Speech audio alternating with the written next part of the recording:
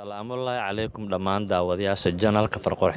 farqurxin wuxuu mar kasta iyo maalin kasta diyaar u leeyahay ardada Soomaaliyeed si uu uga caawin lahaa habkii ay u qori lahaayeen farqurxan ama ay fartooda u toosin lahaayeen sidaa daraaddeed la socod wanaagsan daawadayaal cashirkeena lixaad waxaan ku qaadan doonaa xurufta loo yaqaan lugleyga oo ka kooban 4 xarfood insha Allah waan qoraynaa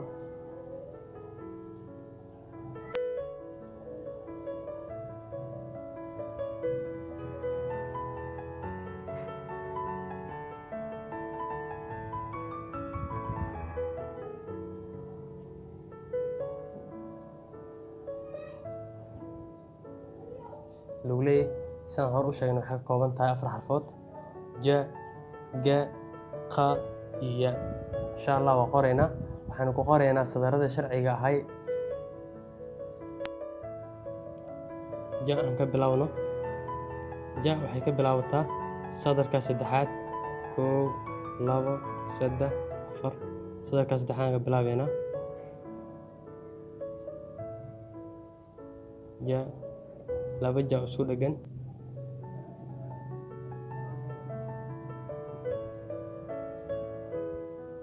ja oo lagu xiro a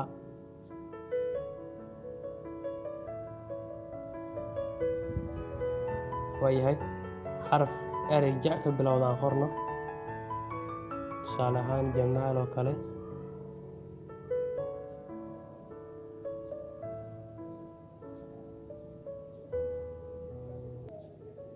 جمال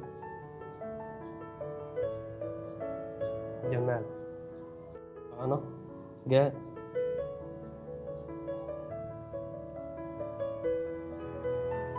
لaba ga isku xiran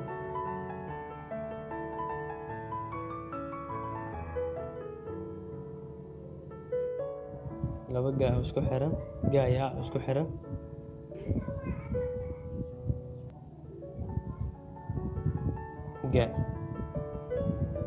ga iyo erey ga ka bilowdo tusaale guuleed oo kale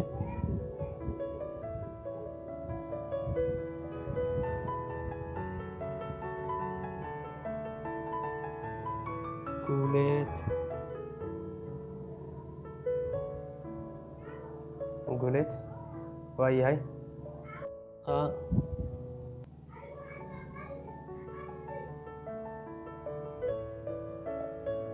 qa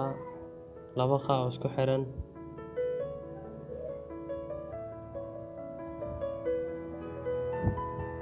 qa iyo a isku xiran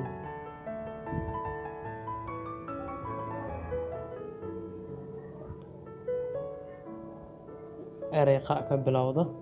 tusaale ahaan hadda waxaan isticmaalaynaa qalin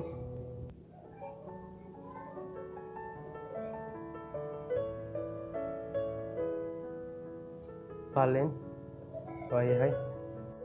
ya oo xarafka ugu dambeeya lugleyda ya laba ya oo isku xiran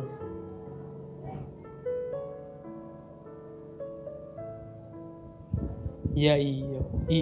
aan isku xirna markaan waayahay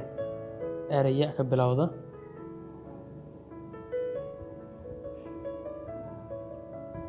yaxye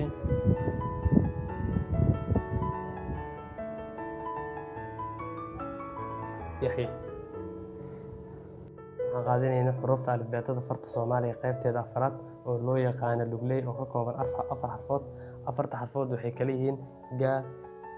ja ga qa iyo ya waan soo qornay sidaas ayay xarfaha kale ugu xirmaan daawada la socod wanaagsan fiidiyogeena xiga waa ku maasan tahay daawashada fiidiyowga aad daawatay salaam